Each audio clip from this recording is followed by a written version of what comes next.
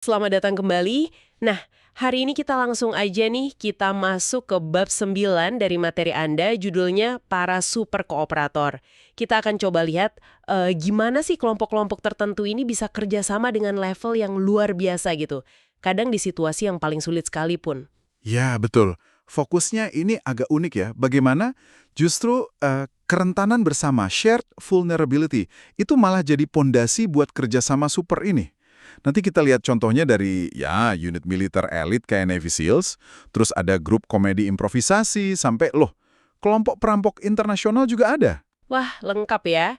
Oke, jadi tujuannya ini kita mau bongkar rahasianya ya. Gimana mereka bisa gerak dan mikir bareng kayak satu kesatuan gitu. Yuk, kita mulai bedah. Oke, kita awali dari Navy SEALs dulu. Di sumber Anda disebut mereka ini adaptif banget ya. Operasinya senyap, hampir tanpa omongan. Kayak lagi main basket jalanan katanya. Kok bisa gitu ya? Nah, salah satu kuncinya, menurut materi ini ya, itu ada di latihan fisik yang brutal banget, namanya LOC PT. Ini warisan Draper Kaufman.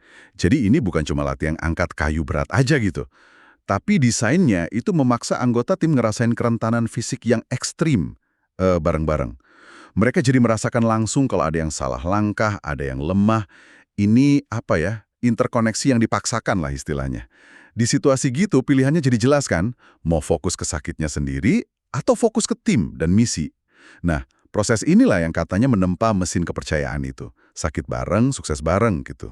Oh, jadi tekanan fisik itu ya yang memaksa mereka saling bergantung. Tapi ada cara lain nggak yang disebut di sumber Anda?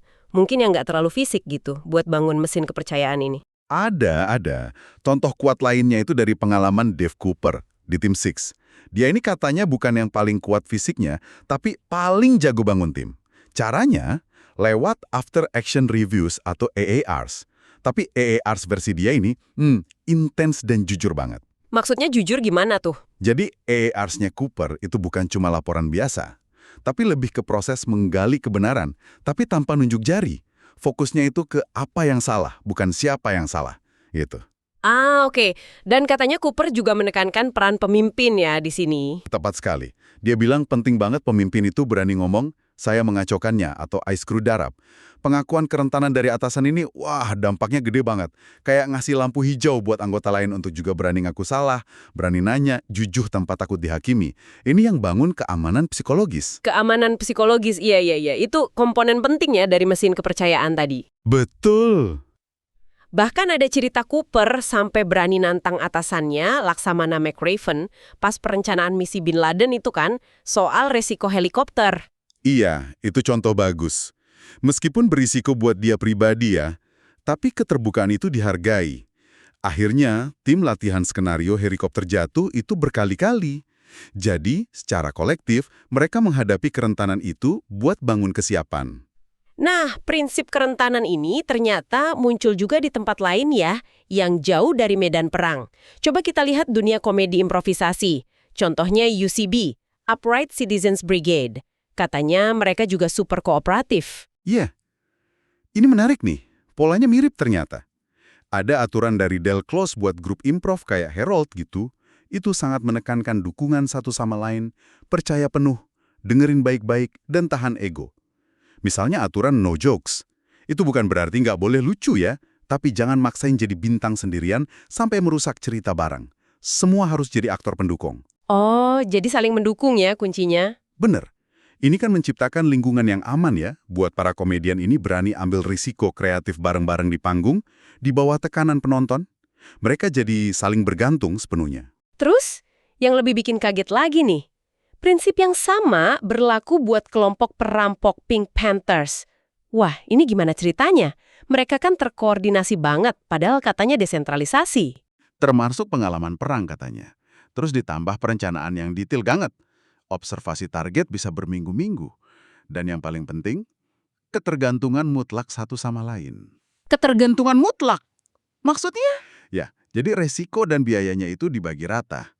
Kalau satu orang bikin kesalahan kecil aja, itu bisa hancurin semuanya buat seluruh tim.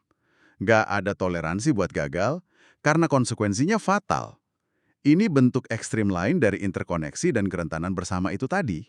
Oke, jadi kalau kita tarik benang merahnya nih ya, dari SEALs yang elit banget, komedian di panggung, sampai sindikat kriminal internasional, resep kerjasama super itu kayaknya konsisten ya. Semuanya lahir dari kepercayaan yang dalam. Betul. Dan kepercayaan itu, seperti yang ditunjukin sumber Anda, ditempa di momen-momen kerentanan. Kerentanan yang dihadapi dan, yang penting, dibagikan bersama.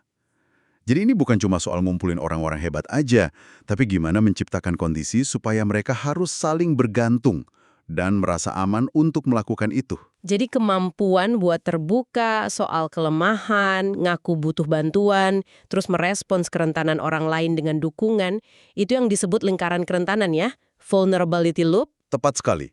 Satu orang berani terbuka, yang lain merespons positif, itu memicu keterbukaan lagi, dan seterusnya. Kayak lingkaran gitu. Lingkaran ini yang ngikat kelompok jadi satu. Menarik. Lingkaran yang menular ya. Ya, menular, memperkuat ikatan, dan akhirnya bikin kelompok itu berfungsi jadi jauh lebih kuat dan adaptif daripada sekedar ya gabungan individu-individu aja. Nah, meskipun contoh-contoh tadi kan ekstrim ya, perang, panggung, perampokan, tapi prinsip dasarnya ini relevan banget kayaknya. Ini jadi bawa kita ke pertanyaan penutup nih buat Anda semua renungkan. Iya, pertanyaannya adalah, gimana ya caranya Anda bisa mulai memantik, mungkin percikan-percikan kecil aja dulu, dari lingkaran kerentanan ini di tim atau kelompok Anda sendiri.